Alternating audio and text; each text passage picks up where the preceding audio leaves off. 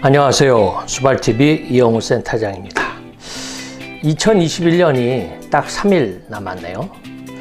연말이면 항상 느끼는 것이지만 지나간 시간에 아쉬움이 많습니다. 감사할 일들이 많고 감사할 사람들이 주위에 많이 있지만 가슴 한 곳에 남아있는 이 아쉬움을 매년 느끼고 지나갑니다.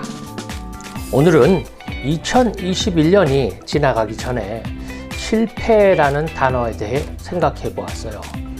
솔직히 올해는 실패나 성공이라고 할 것도 없이 코로나 때문인지 조용히 그리고 잔잔하게 지나간 한 해였다고 생각합니다. 한 해 한 해 지나가며 나도 이제 나이가 들었구나 라고 느낄 때가 있죠. 그때가 진짜 나이가 든 것이라고 합니다. 솔직히 왜 연말에 갑자기 실패라는 단어가 떠오르는지는 잘 모르겠어요.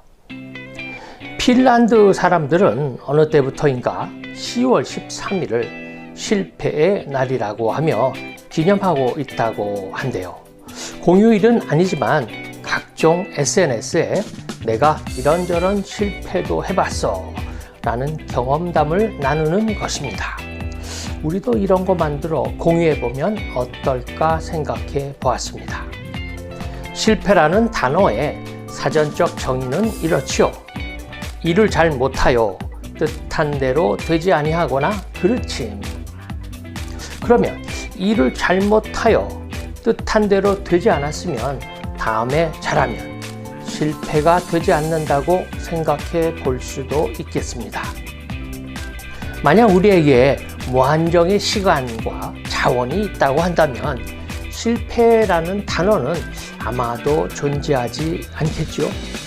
잘못하면 다시 하고 또 잘못하면 수정하여 다시 하면 되니까요. 하지만 우리의 인생에서 모든 것이 한정되어 있습니다. 그중 시간과 자원은 특히 더 그러하죠. 그래서 실패라는 단어는 두려움이라는 단어와 연결이 되어 있다고 생각합니다. 실패하면 우리의 유한한 자원을 소비하는 것이 되니까는요. 아깝잖아요. 그래서 많은 사람이 이 두려움을 이기지 못해 어떤 일을 시작하지도 못하지요. 그러면 아까운 시간과 자원을 낭비할 일도 없으니까는요. 그리고 나중에 또 후회합니다. 그때 그걸 했어야 했는데 하고 말입니다. 우리가 실패하고 그것이 진정 실패로 증명되기까지 우리 앞에는 수많은 역경과 장애물이 나타납니다. 이 역경과 장애물을 이기지 못한 결과가 실패라고 저 센터장은 생각합니다. 실패는 그러면 물질적인 결과일까요? 아니면 정신적인 패배일까요? 라는 생각도 해봅니다. 이 장애물을 넘느냐 아니면 그 앞에 주저앉느냐는 각자의 몫이겠지요. 저는 그것을 절실함의 차이라고 생각합니다. 인생이 우리한테 너는 얼마나 절실함이 있니? 라고 물어보는 것이라고 생각합니다.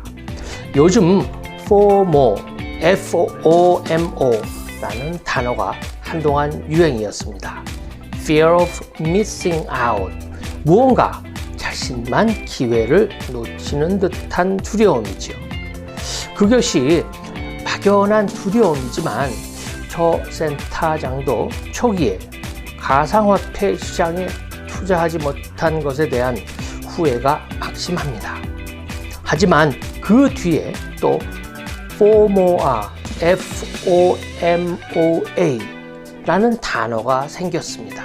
Fear of missing out again.